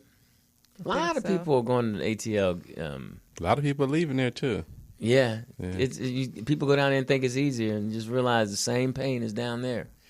You got to get yourself together first before you're able to give to someone else. I'm Lewis Dix. TDP. The number is 323. For what? 293-3375. That's 323-293-3375. We only got about a half hour left. Somebody said, whatever hole you dug, throw that suit in there. Throw the suit in there?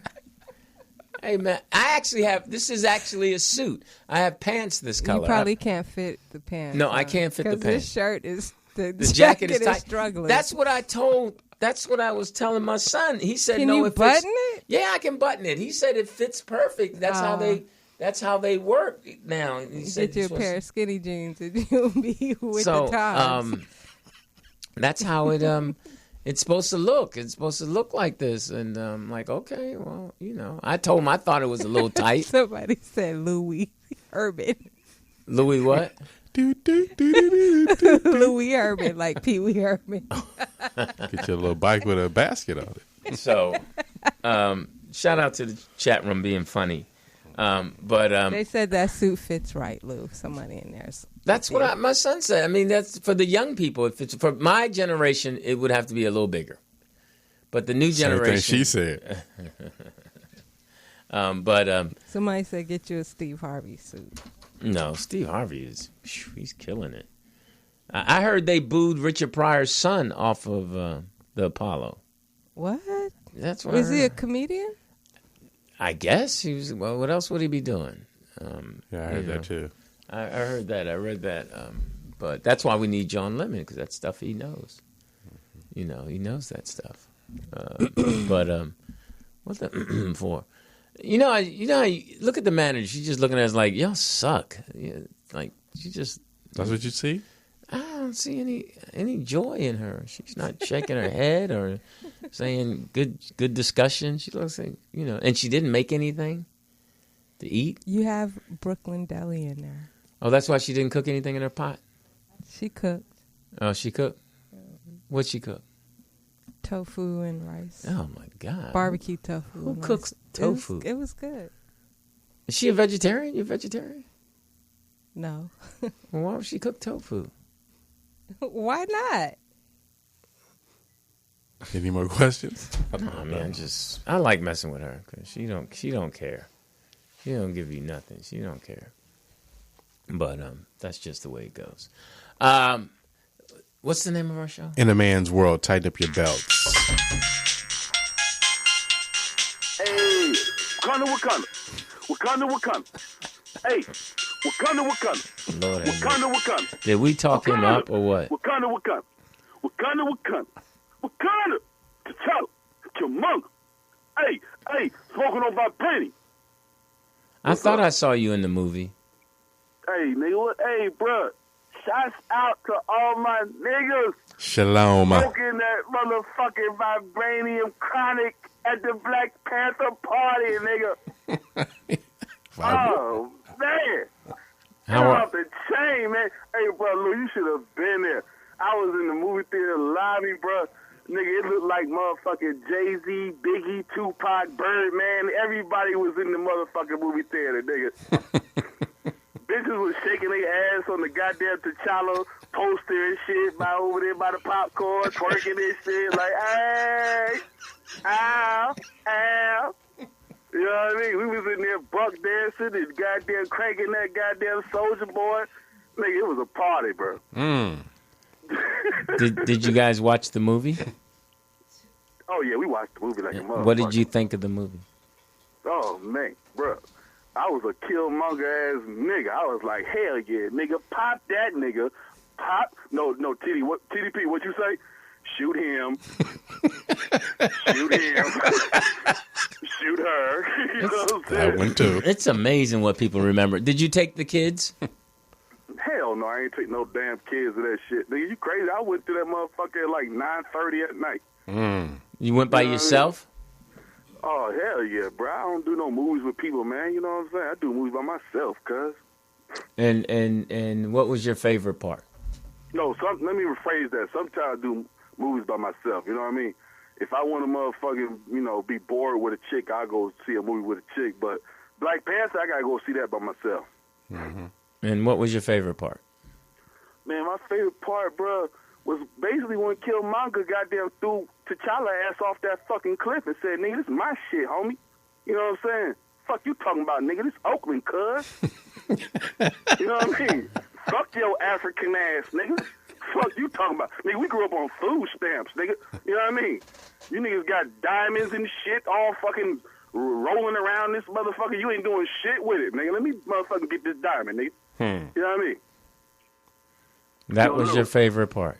Hell yeah, nigga, I love Killmonger. Nigga, what the fuck you talking about? That nigga, I am Kill. Nigga, you remember that movie, like, Art SIMS was talking about how he did Malcolm X? Mm-hmm. Remember Malcolm X? At the end, when the kids were like, I am Malcolm X. Right. Nigga, when the credits came on, nigga, I was standing up like, I am Killmonger.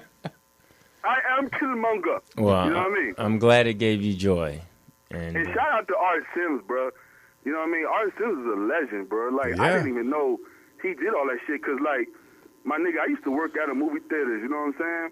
And, like, when the movies come in, they give you the posters and shit. Right.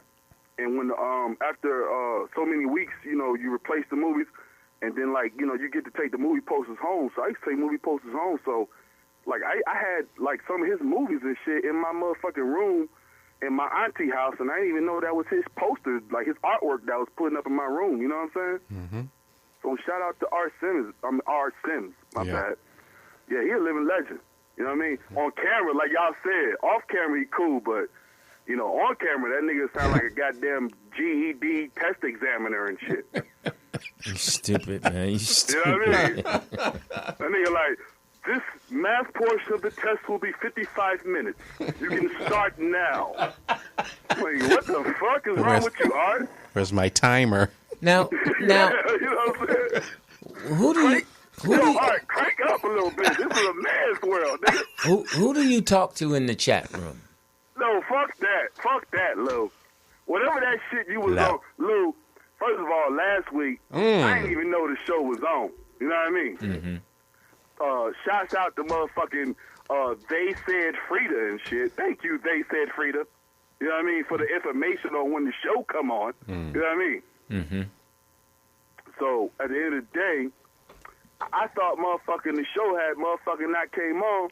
I see you motherfucking show, motherfucking on the Morris Media shit. I see, these niggas did a show? You know what I mean? Mm-hmm. I look at the show, I skip through the first 45 minutes because, Lou, you don't be talking about shit. You know what I mean? Right. You be like, yeah, so I collected a shopping cart the other day, and I put it back in the grocery store because I don't like shopping carts in the parking lot. Like, okay, nigga, what the fuck? That's actually true. I do put my shopping carts back. I know you do. Like, why do people leave their shopping carts just scattered around the parking lot? This is unnecessary. I shall be the shopping cart collector. You know what I mean? Well, so I skipped through the show, and Lou, you cranked up on the second hour because, like, I don't know, you went in the bathroom and snorted some Britney Spears or some shit, but you was killing everybody. You was funny as hell last week, Lou. Well, thank you. Thank you. You know what I mean? You should. Round of applause for you, man. You know what I'm saying? Now, I don't know why, this is the second week in a row, nigga. You dressed like a goddamn African wedding planner at a same-sex marriage fucking union and shit. I don't know what the fuck you doing. You two will be very happy. That's pretty funny. That's pretty descriptive. That's pretty funny. Thank you. Well, thank you. And how was the kids and the wife? The kids? Yeah, how are the kids? Did you say the wife? Yeah, I said the wife. I'm claiming her to be your wife. So. No, Lou, you already know that shit's a rap, homie. You keep saying that, but here we think you will eventually marry her. Lou, are you serious? Bro, it's 2018, Lou. You know what I mean? And you the kind of guy that talks all that trash and ends up getting married. Lou, man, these females got options, nigga. Like, you still think this is 1987 and shit with Keith Sweat and Johnny Gill out there singing with goddamn finger waves and fucking ponytails. Them days is over, Lou. Ain't no Kwame goddamn video with a nigga rapping with polka dots and shit on his goddamn clothes, bro. It's over with, man. Them days is over, Lou. Black women have surpassed black men, bro. We are, like, if niggas was subservient to white folks back in the 50s, niggas are now subservient to black women in 2018, bro. You know what I'm saying? Mm-hmm. That shit's over with, Lou. They got options, bro. You got to get out that shit, Lou. You know what I mean? No, I'm just going to stand by it. I think you will eventually be with your kid's mom. Lou, I'm not going to sit there next to you on the couch and watch goddamn Korean gay porn and shrink my dick with you. I'm not going to do it, Lou. Where are you getting these images from? Bruh, from you. You put them out there. You be talking like a goddamn Korean gay porn. Let's all get together and shrink our dicks, nigga. Like, yo, I'm not doing that shit, Lou. I don't like that image.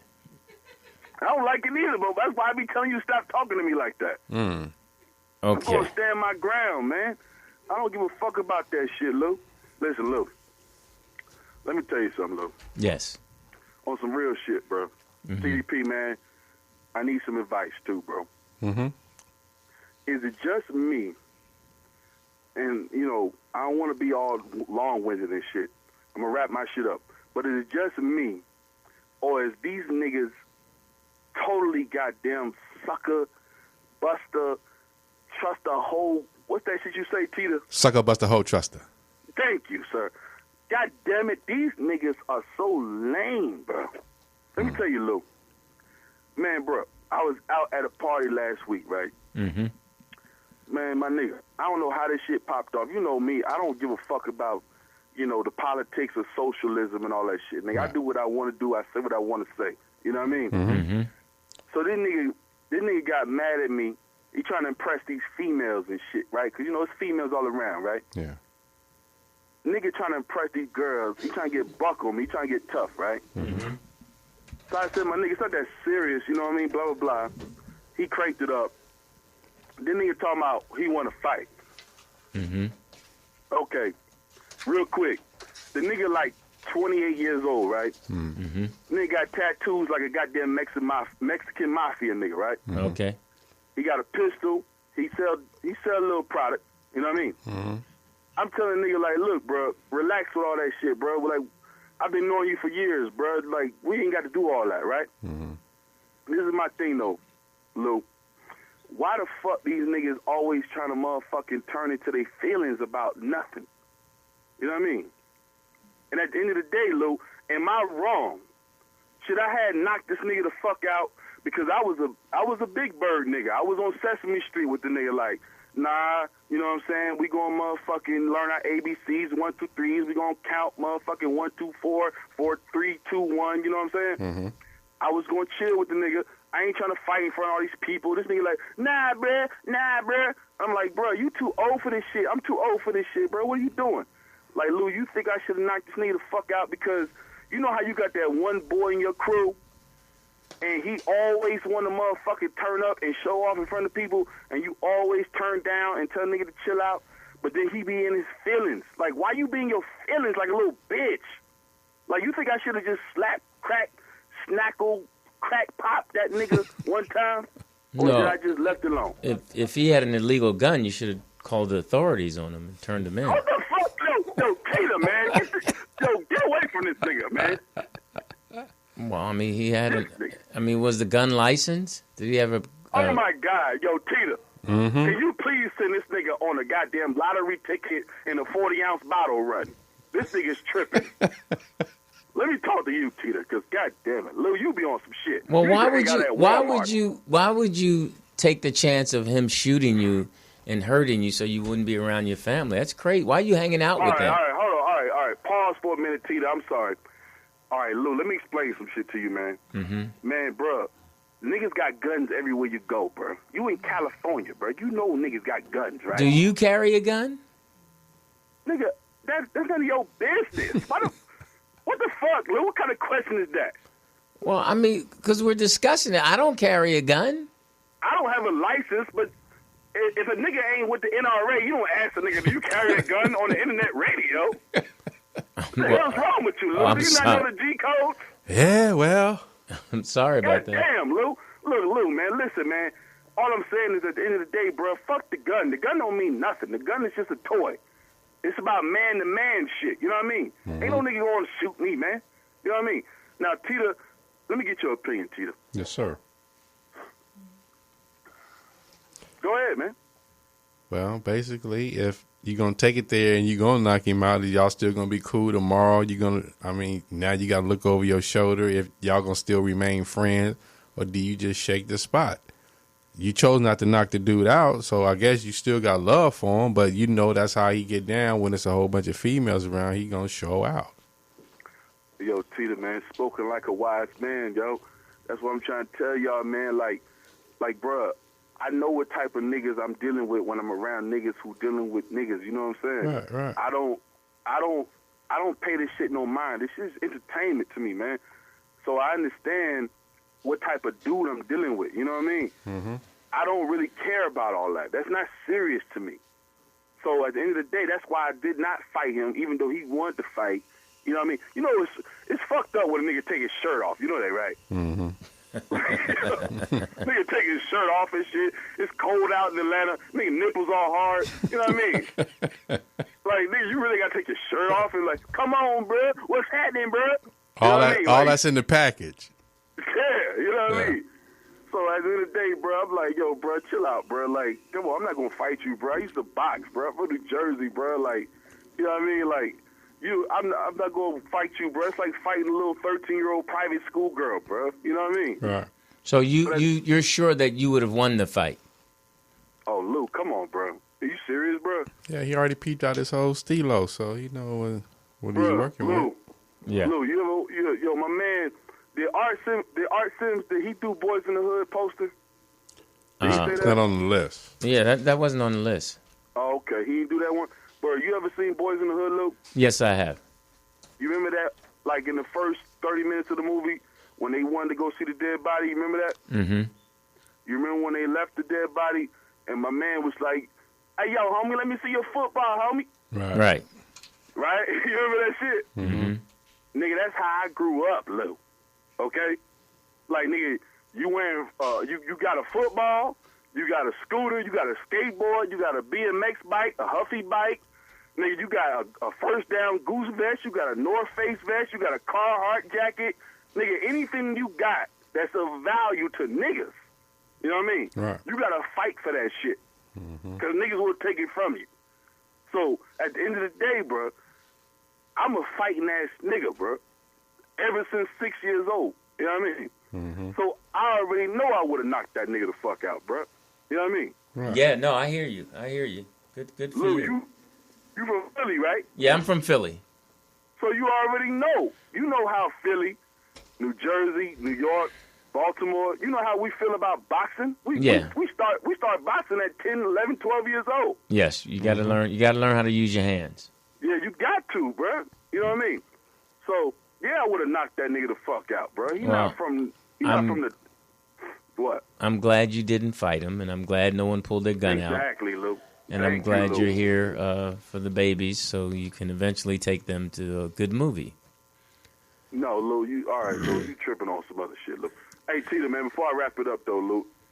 Hey, Tita. Yes, sir. So at the end of the day, bro, that nigga in his feelings, right? Mm-hmm. Should I just be cool with the shit, or should I act like that nigga and be a bitch nigga and hold a grudge and a beef and shit forever? Or should I just be like, nigga, let it go, nigga. You know what I mean? We like New Edition, Jodeci. You know what I'm saying? Like, nigga, let it go. Niggas, brothers gonna fight every now and then, bro. Just let it ride. You know what I mean? It's not that serious. Or should I just be a bitch nigga and be like, all right, nigga, I'm being a grudge too? What you think, Tim? I mean, you know it's going to happen again and again and again if y'all remain in, tight circles. So it's just up to you. You got to weigh that out because if it's all showboating for the girls, you know who the girls going to choose anyway. So they're going to choose the one who ain't doing all the peacocking. So it ain't worth taking yourself out of that circle just to be, going back and forth with this dude. Okay. Yeah. All right. Well, I appreciate that, Tita. Yeah, for You know sure. what I mean? That's why I keep it real with you, man. Yeah. All right, Lou. All right. I'm out of here, man. Hey, bro, shouts out to your jacket, man. You need to get one for your nose to match. You know what I mean? Oh, come on. All right. I appreciate you not taking my advice. Later. This dude. Fuck your advice, Lou. All right, man. All right. Wonka sweet. Willy Wonka. Joe. He's a funny guy. I like him, but he's crazy. He's out there in them streets, LD. Yeah, he's out there in the streets. We got like 9 minutes left. Speedy hosted a play tonight, and Code 3 went to see him. She said he was good. He hosted the play, and then he introduced the cast at the end. And she likes going to plays supporting African Americans. So I guess she had a good time. She wanted me to go, but I told her I had to do the show because I knew we were going to interview Art SIMS. So she went with one of her girlfriends. At least that's what she told me. Oh, don't start. That's what she told me. No. Listen, it is... that was funny what he said about how I talked about the sharpened cards. Yeah. But yesterday, Wednesday, I could not hear. My ears were clogged up. I couldn't hear. I just couldn't hear. And Thursday, I went to the doctor and I had my ears cleaned out. And it's refreshing. I could hear. Got irrigated? Yeah, he shoot that water in there. Man, it felt so good. Gosh, it felt so good, man. Did you turn over? Huh? I did. My left ear, I had a little hair and, and some wax, and he showed me. And it was like, so, yeah, both ears were clogged? Yeah, wow. And it's tough. So, for those out there who can't hear, I feel your pain. It was, wow. I mean, not being able to hear is, it's tough, It's just. How did you know it was wax and not something else? It was wax because he showed me. The doctor said Ew. it was wax. He said, look, you had hair and wax in your ear. And boogers. No, it was just hair and wax. But I feel a lot better. I couldn't even hear the audience clapping. I couldn't hear anything. It was just... Wow. Yeah. That's a lot of buildup. It's so funny. I've been calling this guy all day, and he's calling me now when the show's almost over. That's right. You might want a date. Exactly. It's a booty call. It's these Jeff. hours. Yeah, hello, Jeff. Yeah, we on air, and I've been calling you. Hey, where you keep your towels? Hold up. Put you on speaker. This is Jeff now, guys. Oh, he's calling via satellite? Yeah, say hello to the people. Satellite. Hello? What's up? What's up? Where? Jazzy. How come you didn't return the call? Was it do or die? Well, no. I mean, I called you through to see if you were going to be able to make No, see if you were going to make the show. If it was life-threatening, I would have texted you. Yeah, tell Jeff he's the star of the show now.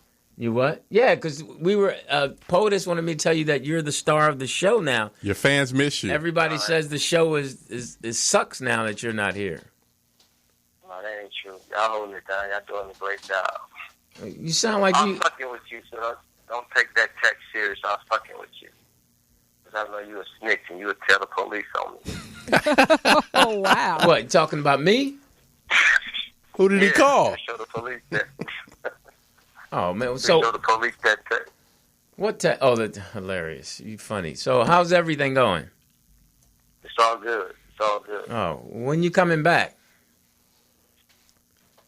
Sooner than expected. Ooh. What's up, POTUS? Hey, Jeff. He can't hear me, but hey, Jeff. Oh, she says hi. Oh, she can't speak. What No, up, she Cheetah? can't hear you. What up, Jazzy? So we got you a sandwich. So Real we're GD. going to take your sandwich. So from Brooklyn Deli. Sandwich? What the fuck is this? What's the sandwich gonna do me, man? Really? What's the sandwich gonna do? Why are you so aggressive? What do you mean? What's the deal? He said, "Fuck your I sandwich." need money, Basically, fuck a sandwich. I need money. Fuck a sandwich don't do. Feed you. Yeah, give you strength to go out and make money. Okay. All right. You got jokes now. All right. Read that text. All right, I'll look at the Is it on text. air? No, I haven't. Okay, I'll read it. Let me see. It says, hold up. It says. So read it to yourself first. Okay. read it to myself first. Yeah. Okay, hold up. Let me see. Oh yeah, you did. Okay. Really? I'm real 100. GD, I'm what you whatever want to be. He was. Move your nose out the way. Come on, that is so disrespectful. Can you? He read it like his nose. No, is in the way. it's not a good text, man. Hello? Yeah, man. Yeah, that's not a good text. Are you all right? What's up? I'm good, yo. You getting ready to jump? All right. Well, he said TDP said you get ready to jump. No, not yet. Oh, okay. Well, that's given this text. That's why you need to come on in and. I'm good, yo. And I was working, so I'm good. That's all right. All right. Well, be careful out there, homie. Always, nigga, always. All right. Later. All right. Jeff Arnold via Somebody satellite. said they let you text from jail now. No, he's not in jail, but it's not a good text. Oh, well, I didn't read this part. He said you could read it. Whoa. Oh wow. You're Sent cute. a dick pic.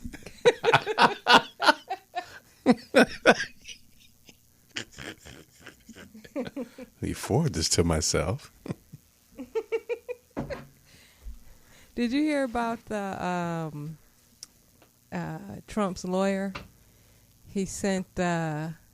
He was doing the communication with the ex porn star with DonaldTrump.org email. His lawyer. I know what I'm gonna do. Right. Lewis, what? You gonna read it? No, I can't read this. Oh wow. This nigga must have committed a crime. I mean, really, this is. I didn't see that. I just read the one part. You know how you don't read the entire text, and then I scrolled all the way down. Wow. Okay. Well, I know one thing. I know he's not listening to the show from that text. He's. Did you see it? No. Did you see the whole thing? The first part lets me know what's going on at the bottom. No. Did you see this part right here?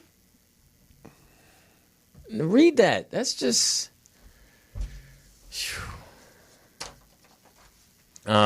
And in one part he did say, you know, since the death of his father, he's been in a lot of pain, and it just seems like he's exercising that pain, and it's not good.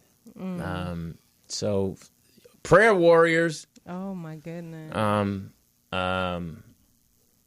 It's not. It's. And there you go. What do? You know, when your friend is, and that's his way of reaching out. You know, I mean. All right, okay, guys. Go ahead, T. What do you think? He takes you. No, you read it. So what do you think? I don't want to speak on that.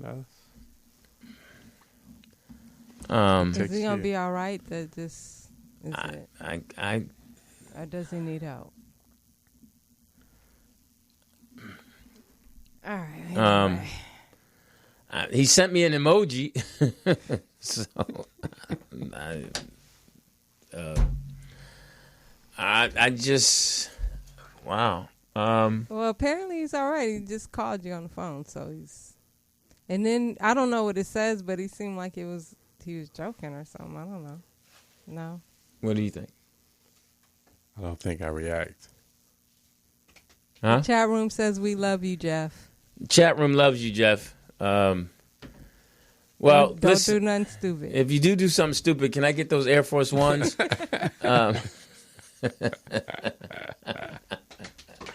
All right, we're going to send love and prayers to our homie Jeff.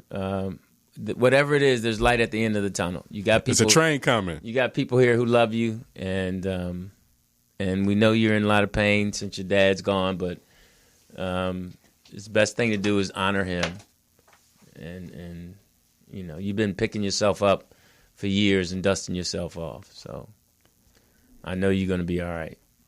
Listen, we appreciate you guys listening in the chat room. You're funny. We thank Morris Media. And, for what? Because, you know, she opened the gate for us. We thank Mr. Art Sims.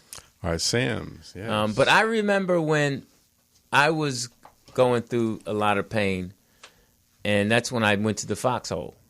Mm-hmm. And being around those guys, being joked about, talked about, and laughing got me through it, you know. So hopefully he'll get in here. I have a show next week after work.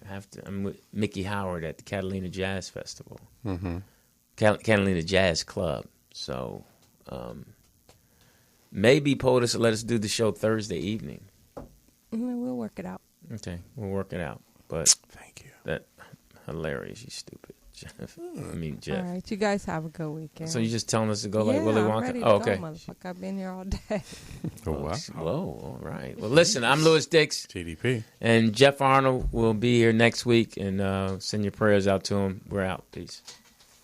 Have you been looking for something delicious and amazing to eat? Brooklyn Deli and Mini Market has just what you need to fill that appetite. Come on in. Try our signature hot and cold sandwiches made with Boar's Head quality meats, as well as our salads, smoothies, and special vegan items. Brooklyn Deli and Mini Market also offers premium catering for any event. Give us a call at 347-981-8408. We're a family-owned business located in the heart of Leimert Park Community, 4308 Crenshaw Boulevard in Los Angeles. Follow us on Instagram, Facebook, and Twitter at Brooklyn Deli 14. And look us up on Yelp. See why we're rated 5 stars. Brooklyn Deli and Mini Market, where quality food meets excellent service.